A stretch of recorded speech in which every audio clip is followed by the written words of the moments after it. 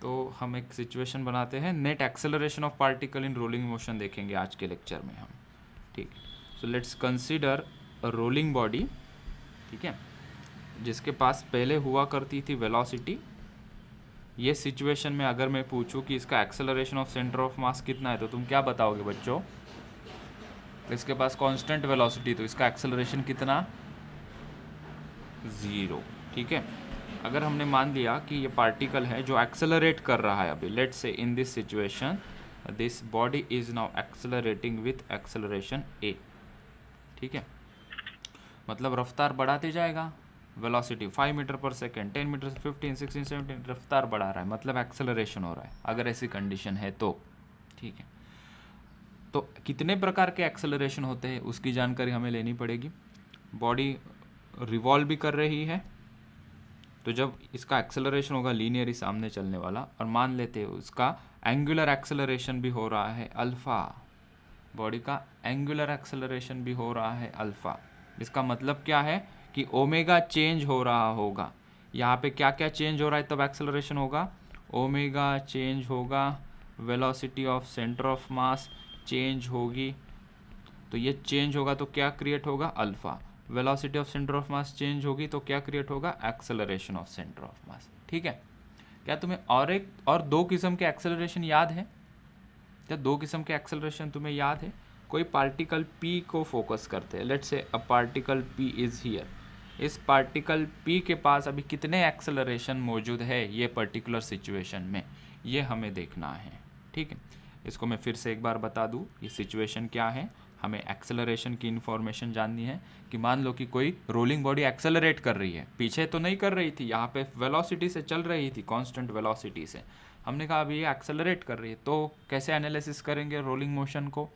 तो हमने कहा कि लेट से कि ये बॉडी का लीनियर एक्सेलरेशन है ACOM, that is centre of mass का एक्सेलरेशन, और ये जब रिवॉल्व कर रहा है उसका एंगुलर एक्सेलरेशन भी है अल्फ़ा।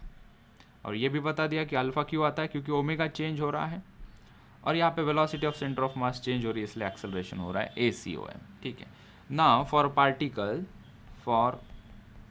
पार्टिकल P, इस डायग्राम को मैं रीड्रॉ कर लेता हूँ नीचे, इसको किया कॉपी और पार्टिकल P हम दिखा देते, यहाँ से इस पार्टिकल P को हटा दिया मैं। पार्टिकल P के पास क्या क्या प्रकार की एक्सेलरेशंस मौजूद है वो हम देखते हैं। ठीक है, तो थोड़ी चीज़ों को मैं यहाँ से क्लियर ऑफ कर दूँ, बस ये ACOM दिखाएं। ठीक है, पार्टिकल P के पास टेंजेंशियल एक्सेलरेशन होगा, जैसे टेंजेंशियल वेलोसिटी हुआ करती थी तो टेंजेंशियल एक्सेलरेशन भी होगा। टेंजेंशियल एक्सेलरेशन का डायरेक्शन कहाँ होगा? टेंजेंट टू द पाथ, जैसे वेलोसिटी का था टेंजेंशियल वेलोसिटी का डायरेक्शन था, वही इस बार टेंजेंशियल एक्सेलरेशन का डायरेक्शन होगा। ठीक है, और कौन सा एक्सेलरेशन होगा बेटा इसके पास, इस पार्टिकल के पास? ये जो बॉडी चल रही है आगे की तरफ, ये भी एक्सेलरेशन इसके पास होगा, वो भी बता देते हैं। इस पार्टिकल के पास अभी ये वाला एक्सेलरेशन भी है ACOM वाला। सभी पार्टिकल के पास यही एक्सेलरेशन होगा, सामने चलने वाला कोई भी पार्टिकल ले लो उसके पास लीनियर एक्सेलरेशन यही होगा जो सेंटर ऑफ मास का है। ठीक है, यहाँ पे और एक एक्सेलरेशन है, क्या होगा वो एक्सेलरेशन? कौन सा होता है वो? टूवर्ड्स द सेंटर लगता है, वो एक्सेलरेशन कौन सा होता है बताओ? Centripetal acceleration. तो it will also have one more acceleration that is called as centripetal acceleration. वो कहाँ होगा? Towards the centre, this is the centripetal acceleration. ठीक है, और ये बॉडी रोटेट हो रही है, एंगुलर एक्सेलरेशन अल्फा, उसी के कारण तो टेंजेंशियल एक्सेलरेशन उसको मिला है। ठीक है, तो पार्टिकल P के पास नेट एक्सेलरेशन कितना हुआ? नेट एक्सेलरेशन पार्टिकल P के पास नेट एक्सेलरेशन कौन सा है? एक तो है टेंजेंशियल एक्सेलरेशन, वेक्टर फॉर्म में है, प्लस जो सेंटर ऑफ मास का एक्सेलरेशन है वो, प्लस सेंट्रीपिटल एक्सेलरेशन है। ठीक है, मैंने इसको वेक्टर फॉर्म में लिखा है इसलिए मैं सीधा सीधा यहाँ पे प्लस का साइन दे रहा हूँ। ठीक है, मैग्नीट्यूड वाइज इनके डायरेक्शन देख के हमें कैलकुलेट करना पड़ेगा। तो कितने एक्सेलरेशन हो गए इसके पास? 3 acceleration, tangential acceleration, centre of mass का एक्सेलरेशन जो आगे लेके जा रहा है, और एक सेंट्रीपिटल एक्सेलरेशन जो होता ही होता है कोई पार्टिकल सर्कुलर या रोटेशनल मोशन करता है तो। ठीक है, तो टेंजेंशियल एक्सेलरेशन का कोई फॉर्मूला पता है बच्चों तुम लोगों को? टेंजेंशियल एक्सेलरेशन का कोई फॉर्मूला याद है तुम्हें? क्या लिखते थे हम? AT इज इक्वल्स टू कुछ लिखते थे ना, tangential acceleration is equals to R into alpha, ये फॉर्मूला है। सेंटर ऑफ मास वो तो खैर गिवन होगा क्वेश्चन में। सेंट्रिपिटल एक्सेलरेशन का फॉर्मूला क्या होता है? सेंट्रिपिटल एक्सेलरेशन का फॉर्मूला एक तो v स्क्वायर बाय आर लिख सकते हैं या r इंटू ओमेगा स्क्वायर, ये दो फॉर्मूले होते हैं centripetal acceleration. R omega square. R omega square, ठीक है। ये स्टार्टिंग में देखा था हमने जब बेसिक्स की बात कर रहे थे, सर्कुलर और रोटेशनल मोशन के बेसिक्स की जब हम बात कर रहे थे, वो वीडियो में मैंने ये डिटेल चर्चा की है, ठीक है। सो हमारे पास सभी एक्सेलरेशन मौजूद है। सो एक्सेलरेशन देखा जाए किसी पार्टिकल के पास एट एनी इंस्टेंट कितने होंगे? 3। कौन से? Centripetal, tangential and centre of mass का। और एक पोजीशन ले लेते हैं ताकि हमें एक क्लैरिटी मिल जाए। अगर कोई पार्टिकल Q लेते हैं हम, लेट्स टेक एन एग्जांपल, इसको थोड़ा छोटा करके यहाँ बता देते हैं और एक एग्जांपल हम क्रिएट कर लेते हैं। Let's take this diagram, copy paste. अगर हम जानना चाहते हैं कि वो पार्टिकल अभी यहाँ पे आ गया और ये क्लॉकवाइज रोटेट कर रही है बॉडी, तो इसके पास टेंजेंशियल एक्सेलरेशन होगा इस डायरेक्शन में, tangent to the path AT। Centre of mass के कारण जो एक्सेलरेशन होगा वो होगा आगे ACOM, और एक सेंट्रिपिटल एक्सेलरेशन होगा towards the centre. So that acceleration, अभी थोड़ा डायग्राम क्लैरिटी दे देने के लिए, ये होगा towards the centre. So this is centripetal acceleration. Battery low, wait करो 1 मिनट। So we have 3 acceleration here, centripetal, एक सेंटर ऑफ मास का और एक टेंजेंशियल एक्सेलरेशन, ठीक है। अब इसको समझने के लिए कुछ एक एग्जांपल लेते हैं। Let's take one example, let's understand this by considering one example. A body is rolling, a body of radius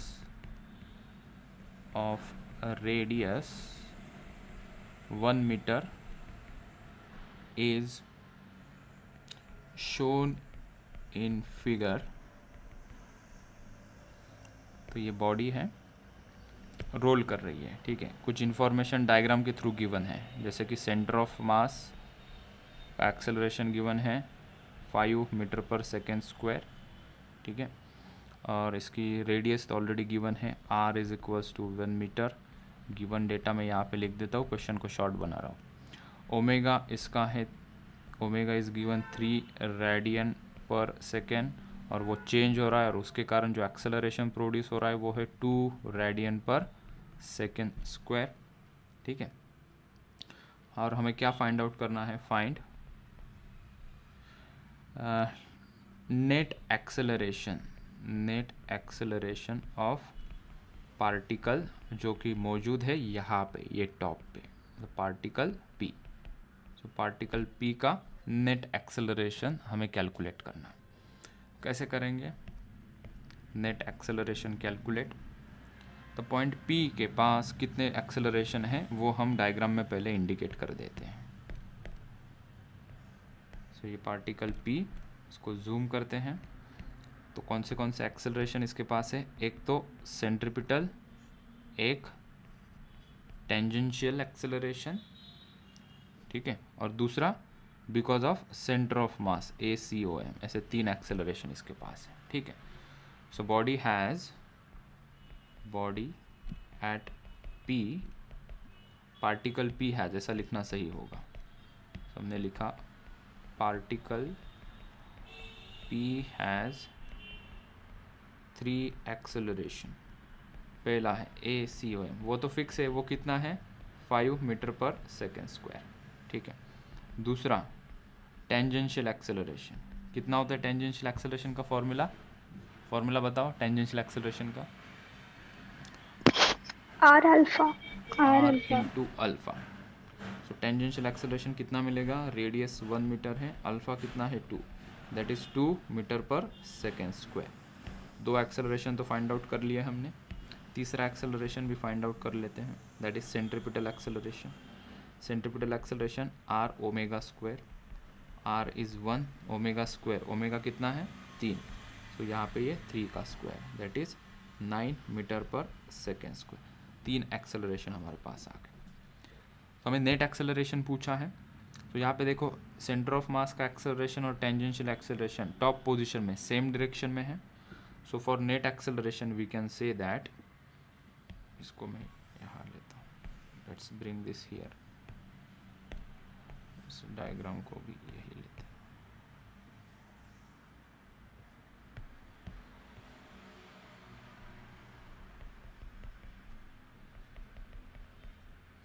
so net acceleration कितना मिलेगा वो यहाँ दिखाते हैं। इस डायरेक्शन में 2 एक्सेलरेशन हमें मिले, एक तो मिला हमें टेंजेंशियल एक्सेलरेशन और दूसरा सेंटर ऑफ मास का। सो कितना होगा ये 5 + 2 that is 7 metre per second square. तो 2 एक्सेलरेशन सेम डायरेक्शन में, तो सीधा सीधा क्लियरली हमने ऐड कर दिया। दूसरा एक्सेलरेशन कौन सा बचा, सेंट्रीपिटल एक्सेलरेशन। कहाँ है वो, अंदर की तरफ, कितना है 9 metre per second square that is 9 metre per second square. अभी इन 3 एक्सेलरेशन को हमने 2 में रिड्यूस कर दिया, इनके बीच में एंगल कितना है 90 डिग्री है। अभी इनका रिजल्ट निकालना कोई बड़ी बात नहीं। So we have 2 acceleration, one is here that is 7 metre per second square, another is in downward direction that is 9 metre per second square.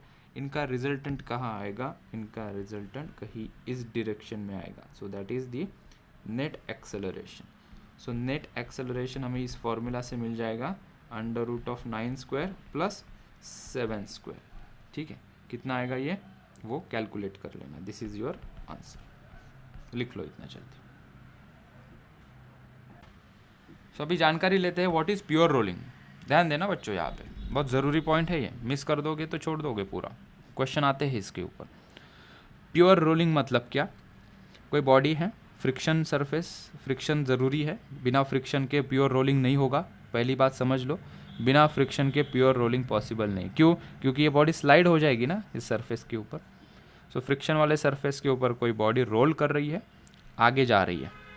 ठीक है, let's say the body is rotating in clockwise, तो उसके पास angular velocity omega C है, और इसके पास आगे भी जा रहा है तो लीनियर वेलोसिटी वी सी है। ठीक है, हम यहाँ पे ये पी पॉइंट के ऊपर कॉन्सेंट्रेट करेंगे। इसको हमने नाम दिया पॉइंट ऑफ कॉन्टैक्ट, जहाँ पे सरफेस और बॉडी कॉन्टैक्ट में है। पी पॉइंट की वेलोसिटी की जानकारी, पी के पास वी सी है जो सेंटर ऑफ मास के पास वेलोसिटी है, और टेंजेंशियल वेलोसिटी है, ये क्लॉकवाइज रोटेट हो रहा है तो टेंजेंशियल वेलोसिटी पीछे की तरफ होगी। अगर if V C is equals to R omega C, this V C and R omega C अगर इक्वल है, उसको कहेंगे this is the condition of pure rolling.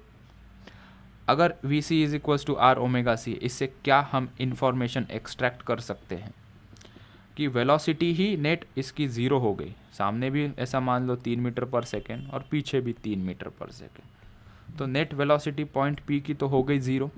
मतलब पॉइंट पी कैसा है, अभी रेस्ट पे है। So point of contact will be at rest. कोई भी दूसरा पॉइंट जब यहाँ पे आएगा वो रेस्ट पे ही रहेगा और ऊपर चला जाएगा। मतलब कोई फ्रिक्शन नहीं लगेगा। अगर बॉडी रेस्ट में है तो कोई फ्रिक्शन नहीं लगता जब तक कोई एक्सटर्नल फोर्स उसके ऊपर हम नहीं लगाते। तो डायनामिक फ्रिक्शन की तो बात ही नहीं होगी। बॉडी तो चल रही है लेकिन कोई डायनामिक फ्रिक्शन नहीं लग रहा है पॉइंट पी के पास। अगर ये कंडीशन होती है तो उसी को हम कहते हैं it is a pure rolling. अच्छा, हम ये भी कह सकते हैं अभी अगर हम बाहर से एक्सटर्नल फोर्स लगाए इस बॉडी को, तो तुम बाहर से एक्सटर्नल फोर्स लगाओगे तो इसके ऊपर स्टैटिक फ्रिक्शन फोर्स आ जाएगा। वैसे ज़्यादातर हम लगाते नहीं, उसकी चिंता नहीं।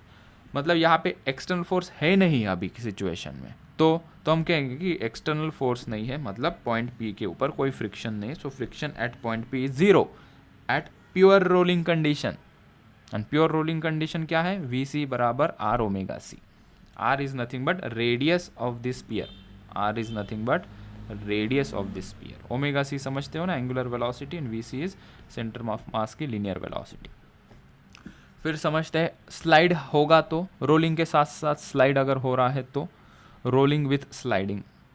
इसके अंदर हम 2 केसेस कर देते हैं। पॉइंट ऑफ कॉन्टैक्ट पी के ऊपर कॉन्सेंट्रेट करते हैं।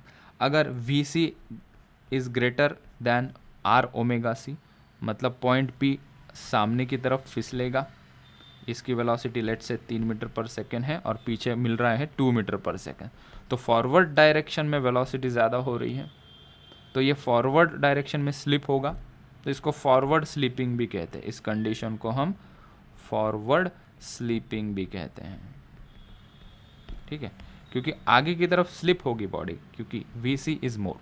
अभी क्या होगा when there is a relative motion, P का नेट वेलोसिटी अभी जीरो है क्या? नहीं। प्योर रोलिंग में Vc बराबर आर ओमेगा सी था, तो नेट वेलोसिटी जीरो थी, तो कोई फ्रिक्शन नहीं था। लेकिन यहाँ पे फ्रिक्शन लगेगा बेटा। P पॉइंट की नेट वेलोसिटी आगे की तरफ है, तो इस बॉडी के ऊपर फ्रिक्शन कहाँ लगेगा? पीछे की तरफ। और चलते चलते फ्रिक्शन लग रहा है, मतलब ये कौन सा फ्रिक्शन है? पीछे के, काइनेटिक फ्रिक्शन लग रहा है। अभी काइनेटिक फ्रिक्शन से क्या हुआ? काइनेटिक फ्रिक्शन से टॉर्क प्रोड्यूस हुआ अबाउट सेंटर। बॉडी कैसे रोटेट हो रही है? क्लॉकवाइज। और ये जो फ्रिक्शन फोर्स ने जो टॉर्क प्रोड्यूस किया, वो कहाँ प्रोड्यूस किया? Anti clockwise. हमारा राइट हैंड यहाँ से लेते और एक्सिस ऑफ रोटेशन की तरफ हम मोड़ देंगे, तो it is producing the torque in the opposite same direction in which the body is rotating. Body भी क्लॉकवाइज रोटेट हो रही है, और ये जो फ्रिक्शन ने टॉर्क प्रोड्यूस किया वो भी क्लॉकवाइज डायरेक्शन में है। मतलब ये फ्रिक्शन फोर्स रोटेशन को बढ़ाएगा, और ये वेलोसिटी के अपोजिट डायरेक्शन में है तो लीनियर वेलोसिटी को घटाएगा। मतलब इस बॉडी का रोटेशन बढ़ेगा और लीनियर वेलोसिटी कम हो जाएगी। कब तक होगा ये? जब तक सामने की वेलोसिटी और ये पीछे की वेलोसिटी इक्वल ना हो, क्योंकि पहले Vc ग्रेटर था तो Vc रिड्यूस हो जाएगा, ओमेगा सी थोड़ा बढ़ जाएगा। कब तक? जब तक ये दोनों इक्वल ना हो। ये दोनों इक्वल होने के बाद क्या होगा? बॉडी अभी स्लाइड करना बंद करेगी और वो प्योर रोलिंग कंडीशन में आ जाएगी। केस 2 देखते हैं। अगर रोटेशन फास्टर है और Vc स्लो है, मतलब सामने जो चलेगा Vc is less compare to R omega C. Point P के ऊपर ही कॉन्सेंट्रेट करेंगे, point of contact. Vc small है, आर ओमेगा सी बिगर है, तो फ्रिक्शन कहाँ लगेगा? Opposite to the direction of net velocity. तो आगे की तरफ लग रहा है फ्रिक्शन अभी बॉडी के ऊपर। बॉडी रोल हो रही है इस डायरेक्शन में, और ये जो फोर्स है वो टॉर्क प्रोड्यूस करेगा, friction force, in which direction? In the opposite direction to the rotation. तो रोटेशन क्लॉकवाइज, टॉर्क प्रोड्यूस कर रहा है इन एंटी क्लॉकवाइज, तो ओमेगा को वो घटाएगा। कौन? Friction force. और friction force in the same direction of Vc, तो Vc को बढ़ाएगा, तो स्लाइडिंग होगी खर कर कर कर कर, बाद में प्योर रोलिंग होना स्टार्ट हो जाएगी, क्योंकि ओमेगा सी कम हो रहा है, Vc बढ़ेगा। कब तक होगा ये? जब तक दोनों इक्वल ना हो। और उसके बाद क्या स्टार्ट हो जाएगी? Pure rolling will start. और प्योर रोलिंग स्टार्ट होने के बाद फ्रिक्शन लगेगा क्या? नहीं। स्लाइड हो रहा है तो फ्रिक्शन लग रहा है क्या? हाँ। क्या वो बाद में बंद हो जाएगा फ्रिक्शन लगना? हमने कहा हाँ, क्योंकि उसके बाद क्या हो रहा है? प्योर रोलिंग स्टार्ट हो रही है, फ्रिक्शन कम हो रहा है। आइदर बॉडी के पास Vc ज़्यादा हो या आर ओमेगा सी ज़्यादा हो, हम कहेंगे स्लाइडिंग हो रही है। इसको हमने फॉरवर्ड स्लाइडिंग कहा था, इसको हम कहेंगे backward sliding. We call it as backward sliding. ठीक है, फ्रिक्शन आगे लग रहा है तो पीछे स्लाइड होगा ये। ठीक है, ओके, इतना लिख लो, इतना काफ़ी है आज के लेक्चर के लिए।